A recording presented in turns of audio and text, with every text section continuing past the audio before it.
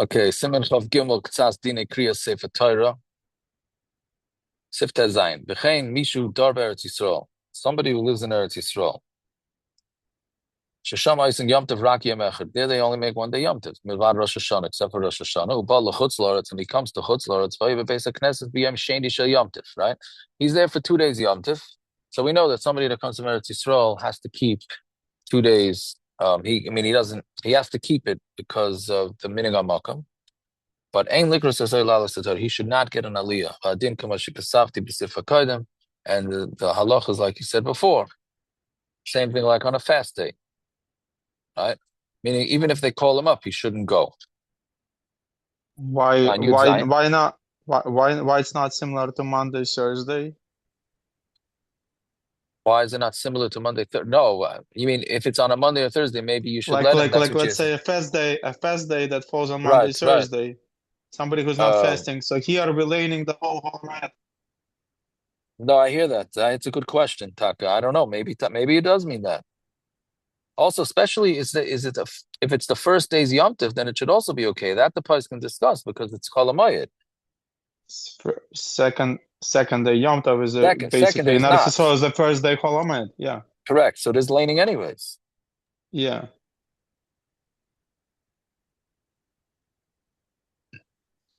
Yeah. Fine. Yud Zayin Suma Noigan Lacrosa. A blind person, the minig is to call him up. Also Lacrosa and Balpeh. Right? Even though we know that there's this rule that anything that's written in the Torah, you're not allowed to say Balpeh. Since the Balkaira is reading it, so then it is mutter, meaning he's not the one reading the Torah, he's just going to read along, so then that's fine. And we're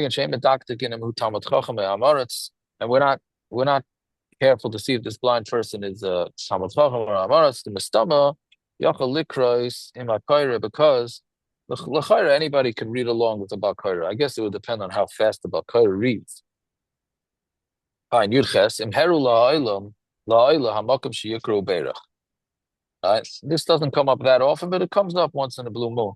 If they showed the Ayla, the makam that he's supposed to read, right? We said before 2 days ago that you have to show the Ayla has to look at the spot and make the bracha on the spot that he's reading, right? So Is they it show lechatchila to have is it better to just have a mind just the stam reading instead of like this? What if they confuse the spot? What if this that?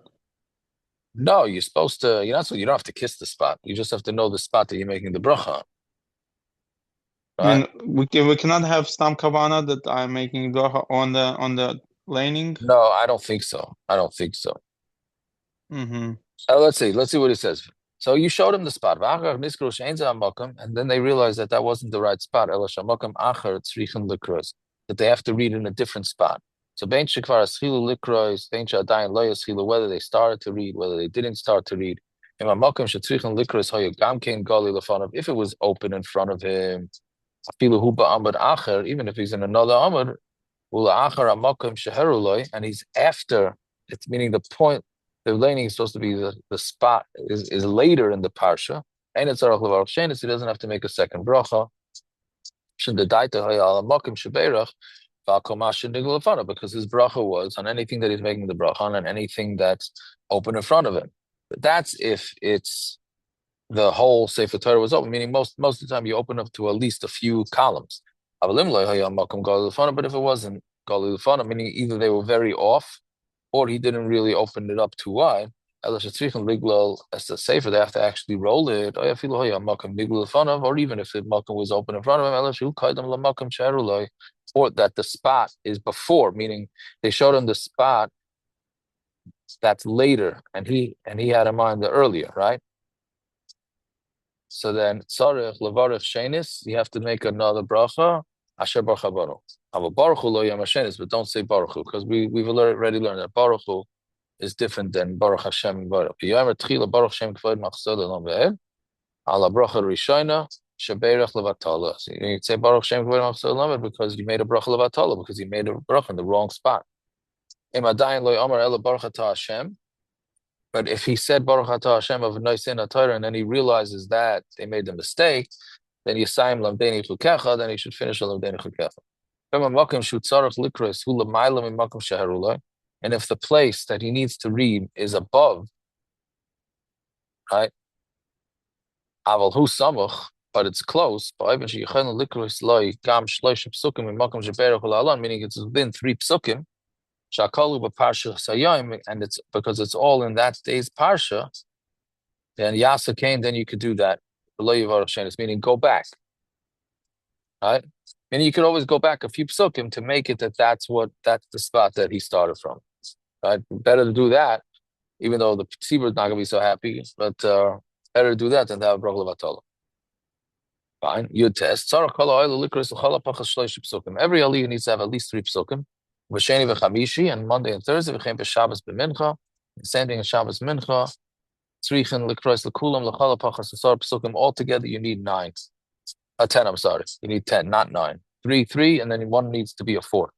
V'yeshlikos l'shlishi arba psukim, and the 4th aliyah is the one that's supposed to have the 4 psukim. V'diavad and b'diavad and loy karu l'kulam ela tisha psukim. If he didn't read all of them, only 9 psukim, shleisha l'chalecha, 3 for each one, yatsu is yatsu, and there's one exclusion to this, and that's Purim. But Purim, she'ein karan l'kulam ela tisha psukim, Purim, there's only 9 psukim, zel mishum de salak and yana, that's because the Inyan is done, meaning there's nothing else to read. There's nothing else to add. So that's the thing of Amalek, the parsha of Amalek is 9 psukim and 9 psukim only.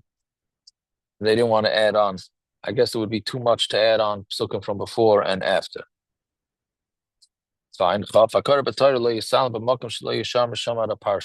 When you're reading the Torah, you should not finish an aliyah. Meaning, do not leave over by the end of an aliyah something from the end of a pei or a samach. Right? You mean don't stop the aliyah within 2 psukim of a samach or a pei, right? Because otherwise, what's going to happen?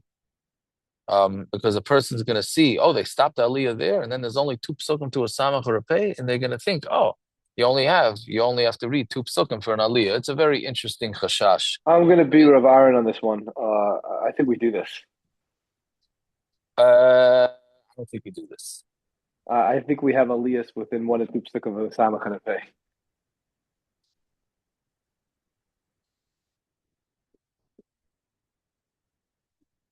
We just lose him?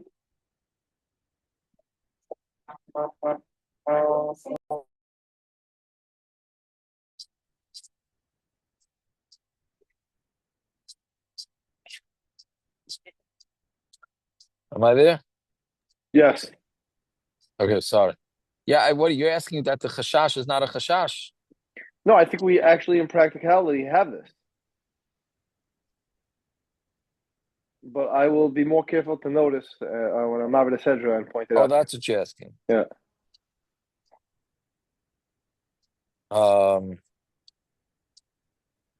Yeah, but that's the chashash, right?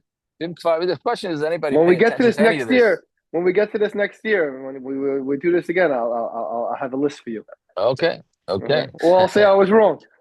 All right. Okay. Either way is good. Let's say you already made the bracha after you already finished an aliyah within 3 psukim. You don't have to go back 1 pasuk. You can start from there. I mean, you don't have to fix his mistake. But he has to read 3 more psukim in the second parsha. And a parsha that only has 2 psukim, it is mutter to stop there. Meaning you can, because it's only 2 psukim, like Shabbos. And yet the psukim for Karbonos of Shabbos is 2 psukim. And yesh piska be'emtza pasuk, like in Pinchas, right? There's a pay in middle of a pasuk, mutter l'sayim afilu b'pasuk hasamachla, then it doesn't count, and you can finish an aliyah with a pasuk that's samach to it.